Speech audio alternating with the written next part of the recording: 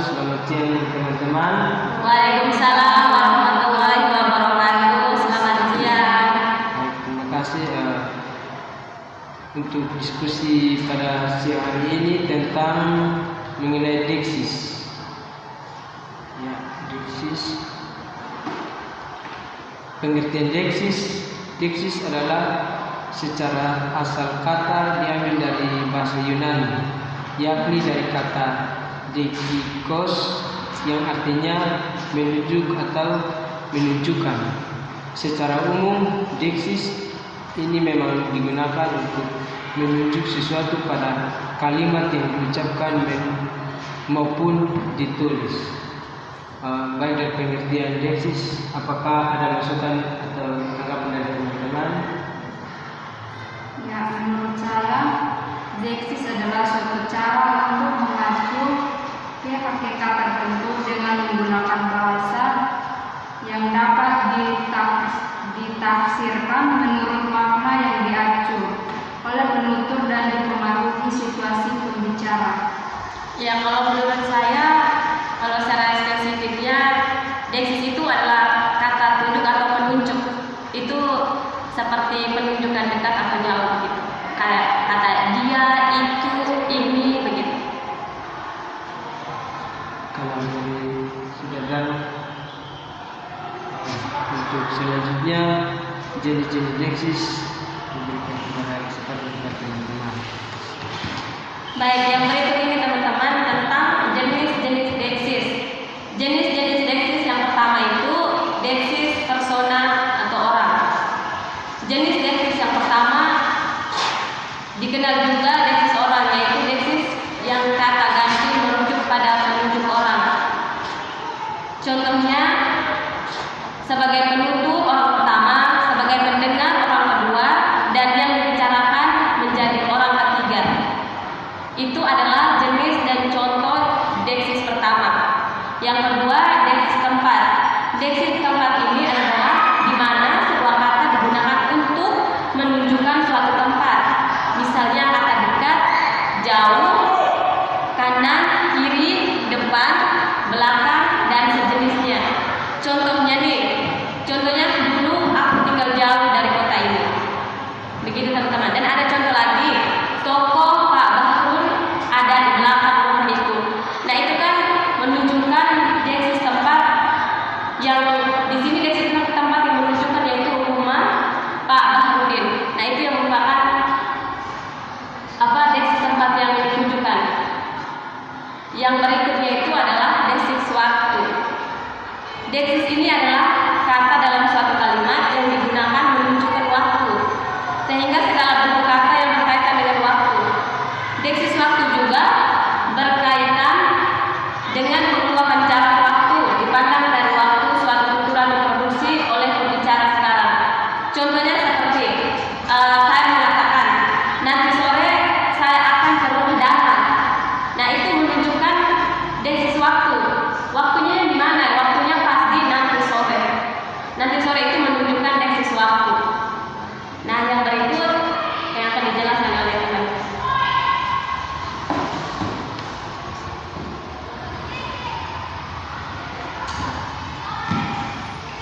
Selanjutnya tentang deksis wacana. Deksis wacana adalah yang dalam kalimat ada sebuah kata yang menunjukkan suatu efek. Jenis deksis ini terbagi menjadi dua, yaitu anakora, yakni penggunaan kata yang menunjukkan pada suatu hal yang telah disebutkan. Kedua adalah katatora, yang menggunakan kata yang menuju suatu hal yang akan disebutkan. Deksis wacana. Deksis sosial. Deksis sosial yaitu jenis kata di dalam kalimat yang digunakan untuk menunjukkan seseorang yang dipengaruhi oleh situasi sosial di masyarakat. Deksis sosial menunjukkan perbedaan-perbedaan sosial, perbedaan yang disebabkan oleh faktor-faktor sosial seperti jenis kelamin, usia, kedudukan di dalam masyarakat, pendidikan, pekerjaan, dan sebagainya. Deksis ini dipengaruhi oleh faktor jenis kelamin, usia, pekerjaan, pendidikan, dan kedudukan sosial seseorang. Ada beberapa contoh. Yang pertama, majikan. 6. Pembantu. saya Tuan, dalam bahasa Jawa, majikan ini membantu dalam dalendra. Penggunaan saya dan Tuan Indra menunjukkan hubungan sosial antara dua orang yang hidupnya tidak sejajar, tidak semestiris seperti hubungan antara majikan dan pembantunya. Yang keenam, deksis petunjuk. Di dalam bahasa Indonesia kita menyebut demonstratif, kata-kata petunjuk. Ini untuk menunjuk sesuatu yang dekat dengan penutur, dan itu untuk menunjuk sesuatu yang jauh dari pembicara. Contohnya sesuatu. Itu bukan hanya benda atau barang, melainkan juga keadaan, peristiwa, bahkan waktu. Contoh penggunaan dalam kalimat-kalimat berikut. Masalah ini harus kita selesaikan segera. Ketika peristiwa itu terjadi, saya masih kecil. Saat ini saya belum bisa ngomong.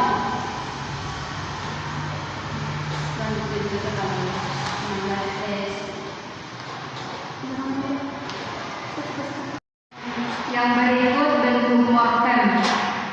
Di sini ada 3 bentuk. Yang pertama, deksis morfem, yakni deksis yang tidak terbentuk kata sebagai morfem bebas, melainkan berbentuk morfem terikat seperti awalan atau akhiran. Misalnya, ku diikuti verba, ku munya seperti dalam diriku memandangmu di depannya. Yang kedua, deksis kata, yakni deksis yang hanya terdiri dari satu kata seperti ini, sana, aku, begitu, ia, sekarang, kelak, Tuhan, dan hamba. Yang ketiga, deksis frase, yakni deksis yang terdiri dari 2 kata, yaitu misalnya di sini, esok pagi, Tuhan, hamba, paduka Tuhan, pada waktu itu, di kelak kemudian hari.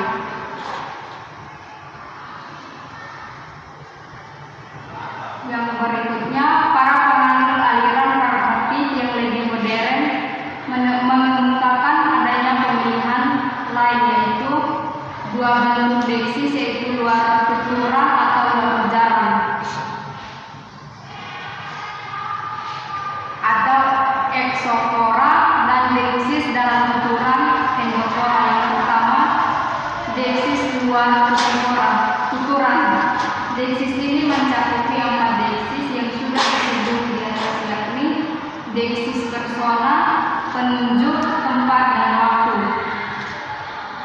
Contoh dari deksis luar tuturan: masuk dan keluar pada pelataran parkir berbahaya, sebagai peringatan yang ditempelkan pada gardu listrik atau teriakan api ketika kebakaran atau dapat sangat panjang. Yang kedua, deksis dalam tuturan. Deksis dalam tuturan dibagi 2, yaitu anafora dan katafora. Jadi deksis dalam tuturan serupa dengan deksis wacana. Deksis anafora mengacu kepada sesuatu yang disebut di dalam teks tertulis. Deksis ini tampak mengacu ke sebelah kiri atau ke bagian atas. Contohnya, begini saja, ambil depositomu dan bayar utangmu. Selamat sore, saya Kaijo. Boleh saya bicara dengan Aisyah? Yang berikutnya dilanjutkan kepada Tata. Baik, pembahasan yang berikut adalah pembalikan deksis. Deksis itu bersifat egosentris, berpusat kepada saya, yaitu penutur. Semua pengakuan atau penunjukan bertitik lawan kepada penutur, maksudnya si pembicara. Deksis penunjuk ini mengacu kepada sesuatu yang dekat dengan penutur, itu untuk sesuatu yang jauh dari penutur. Sekarang mengacu kepada waktu ketika penutur berbicara. Sini mengacu kepada tempat yang dekat dengan penutur ketika berbicara. Bisa dipahami teman-teman? Kalau kata penunjuknya itu berarti menunjukkan itu jauh, kalau sini berarti dekat. Itu yang namun ada tanda bahwa pengacuan dari penunjukan tersebut tidak bertitik lawan pada penutur, maksudnya tidak bertitik lawan hanya kepada si pembicara, tidak bersifat egosentris. Kaswati Purno mengatakan hal